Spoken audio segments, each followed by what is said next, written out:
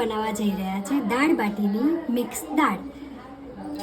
જો તો મેં પેલો વઘાર મૂકી દીધો હતો, પછી એમાં મેં રાઈ નાખી દીધી છે. રાઈ નાખ્યા પછી આપણે અંદર 4 થી 5 લવિંગ નાખ્યા છે. હું દાળ બાટી માટે મેં મિક્સ દાળ અહીંયા પહેલેથી પલાળીને રાખી છે. એમાં 5 દાળ ભેગી લીધી છે મેં. અડદ અને ફોતરાવાળી મગની દાળ, તમે ફોતરા વગરની દાળ પણ લઈ શકો છો.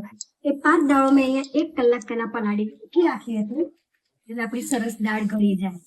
મેં અહીંયા તેલનો વઘાર મૂકી લવિંગ અને રાઈ એ સરસ તતડી જાય પછી મેં અહીંયા 2 થી 3 લાલ મરચાં નાખ્યા છે, તમાલપત્ર નાખ્યા છે, કસ્તુરી મેથી નાખી દીધું છે અને આદુ મરચાં અને લસણની સરસ ફાઇન પેસ્ટ બનાવીને મૂકી હતી દરદરી. હવે એ મૂકી દીધું છે. આ બધું સાતળાઈ જાય પછી મેં અહીંયા મીઠા લીમડાના પત્તા નાખી દીધા છે, ઝીણી સમારેલી ડુંગળી, 1 થી 2 ટામેટું. હવે આપણે આ બધાનું સરસ રીતે સાતળી દેવાનું છે.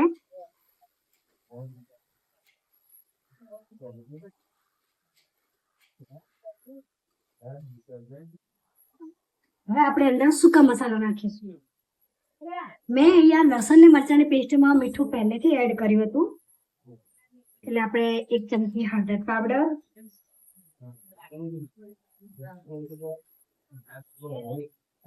2 ચમચી કાશ્મીરી લાલ મરચું, 1 ચમચી ધાણા જીરું પાવડર,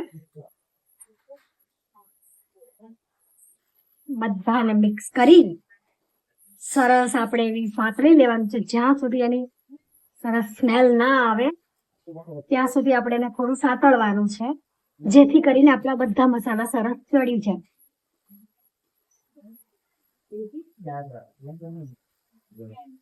જો તમે જોઈ શકો છો મસાલામાંથી તેલ છૂટું પડી અને એકદમ આપણા બધા મસાલા સરસ ચડી ગયા છે. હવે આપણા મસાલા ચડી ગયા છે તો આપણે અંદર જે દાળ રાખી હતી પલાળીને આપણે ધીરે ધીરે કરીને બધી એડ કરી દઈશું.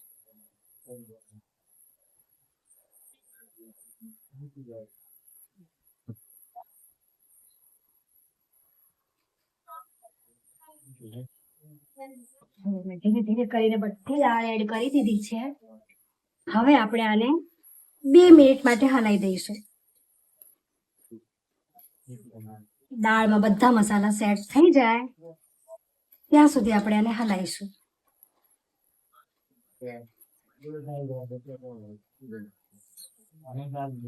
જો આપણા બધા મસાલા દાળ એકદમ ઓકે છે, સરસ રીતે મિક્સ થઈ ગયું છે. હવે આપણે આને પાણી રેડી અને ઢાંકીને મૂકી દઈશું.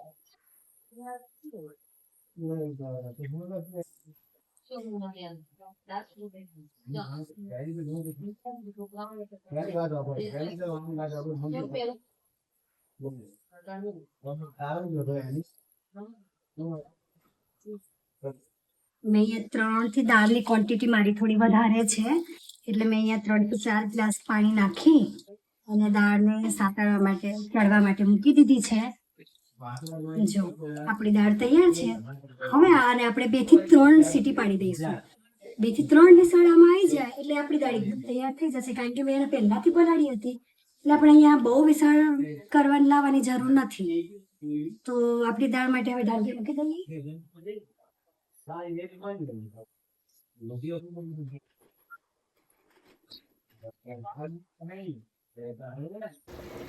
જો મેં એક જગ્યાએ દાળ મૂકી દીધી છે અને પછી મેં છે ને ઘઉંનો કરકરો લોટ લઈ અને એને બાંધી દીધો તો સરસ કઠોળ મોણ નાખીને, અને પછી લોટ બાંધી અને એને ગરમ પાણીમાં ઉકળવા મૂકી દીધું હતું.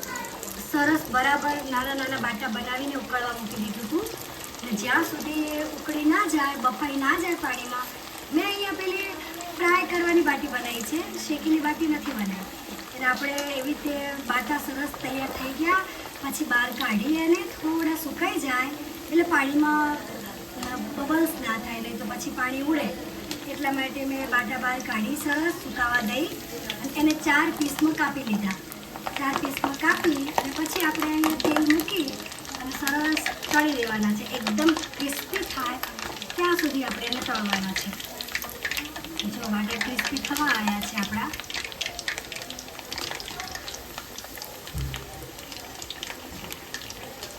અને આપણે અહીંયા છે ને આ બાટાની અંદર કરકરો લોટ લેવાનો છે, ઝીણો લોટ નથી લેવાનો. ઝીણા લોટમાં બાટી આપણને સારી નહીં લાગે, એટલે આપણે જે ભાખરીનો કરકરો લોટ આવે ને એ સરસ બાંધી અને તૈયાર કરી દેવાનો. એકદમ લોટ કઠણ રાખવાનો છે, આપણે ઢીલો નથી રાખવાનો અહીંયા લોટને. જો એકદમ અહીંયા તમને જોઈ શકો છો એકદમ ગોલ્ડન કલર આવી ગયો છે. એવી રીતે સરસ આપણે અહીંયા ફ્રાય કરી દેવાના છે બાટાને.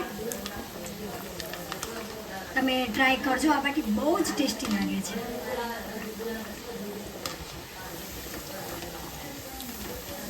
હવે આપણા બાટા એકદમ તૈયાર છે.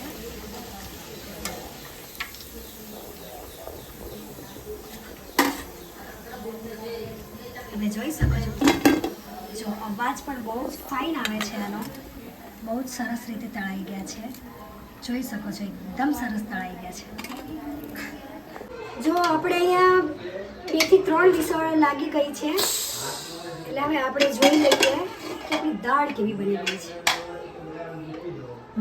મને તો સ્મેલ બહુ જ ફાઇન આવે છે અને આપણી દાળ એકદમ સરસ તૈયાર થઈ ગઈ છે. જોઈ લો, નથી પતળી કે નથી જાડી, એકદમ બરાબર દાળ તૈયાર થઈ ગઈ છે. હવે મેં અહીંયા લીંબુ પહેલેથી એડ નહોતું કર્યું, તો આપણે અહીંયા 1 ચમચી લીંબુનો રસ એડ કરીશું. લીંબુ બળી ના જાય એટલે હું પહેલેથી એડ કરતી નથી. જો સરસ તૈયાર થઈ ગયું છે આપણું દાળ. તો હવે આપણે એને ગરમા ગરમ બાટી સાથે સર્વ કરીશું.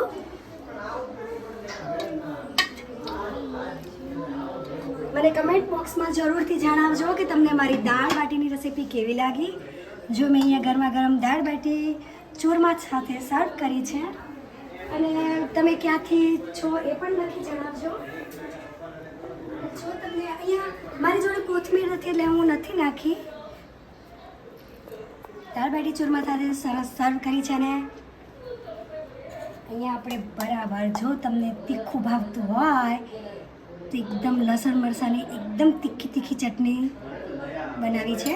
હું ચટણી અને બાટીની રેસીપી નેક્સ્ટ વિડીયોમાં તમારી સાથે શેર કરીશ.